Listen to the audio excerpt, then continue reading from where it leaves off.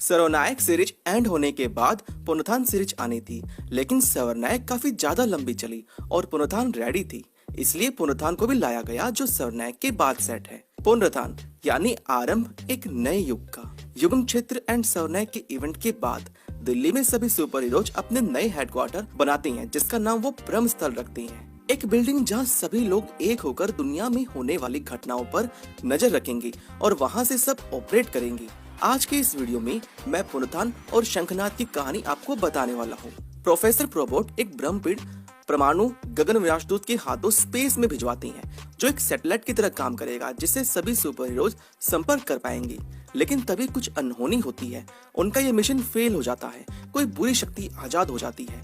धरती पर यूरोप की तरफ ज्वालामुखी फट रही होती है, जापान में सुनामी आती है, अमेरिका में तेज तूफान। कुछ सुपर हीरोज परमाणु, अड़िग, शक्ति, वेगा, अभिद वहाँ इन्वेस्टिगेट करने जाती हैं। टीवी न्यूज चैनल पर भारतीय न्यूज इन खबरों को दुनिया के सामने रखती है। पूरा शहर भूकंप और प्राकृतिक आपदाओं का शिकार होता है, हर तरफ बर्बादी।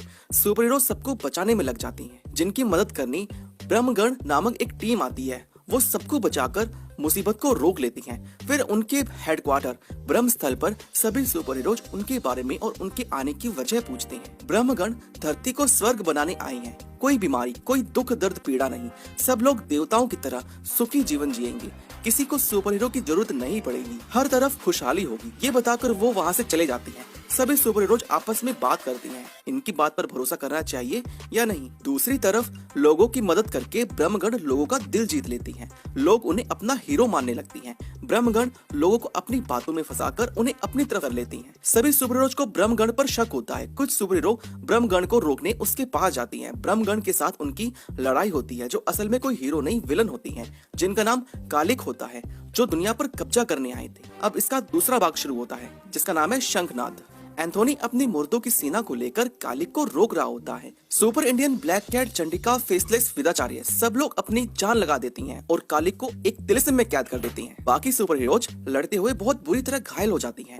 उन्हें एक अलग जगह ले जाया जाता है, जहां उनका ट्रीटमेंट होता है। इंस्पेक्टर स्टील का शरीर खत्म हो जाता है, उसका दिमाग निकाल कर रख दिया जाता है।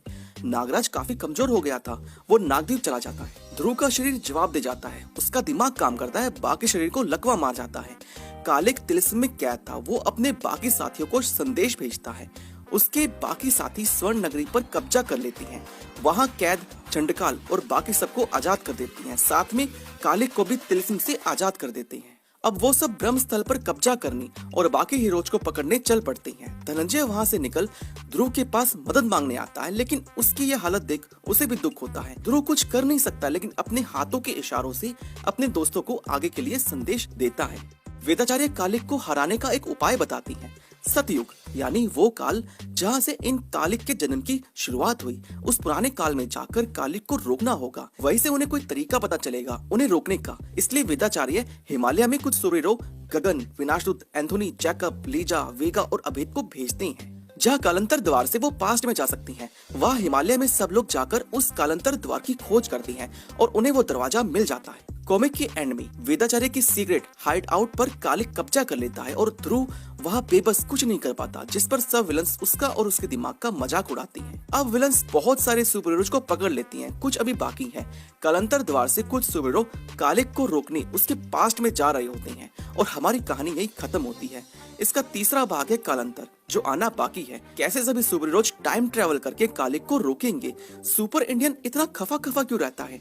अड़िग की ओरिजिन से जुड़ी कुछ और कहानियां, कालिक के आगे का मास्टर प्लान क्या है, शुक्राल, अशुराज और योद्धा की बैक स्टोरी में चल रही कहानियां किस तरह आज के प्रेजेंट को इफेक्ट करेगी। नागराज का अपने साथियों को छोड़कर नागद्वीप जाना, ध्रुव का लाचार शरीर, लोगों की आंखों में बहते आंसू। क्या सभी सुपर हीरोज वापस धरती का पुनरुत्थान कर पाएंगे या विलन्स बचा देंगे एक बार फिर शंखनाद? ये सब हमें इसके अगले भाग कालांतर में पता चलेंगे। इसके पहले भाग को मैं 5 में से 3 स्टार की रेटिंग और इसके दूसरे भाग को 5 में से 4 स्टार की रेटिंग देना चाहूंगा। इसका आर्टवर्क दिलदीप सर ने दिया है, जो बहुत अच्छा है, लेकिन कुछ भी कहो स्टोरी बड़ी दमदार है। अरे भाई जरा पढ़कर तो देखो, हमारे इंडियन कॉमिक्स मार्वल, डीसी से कम नहीं है।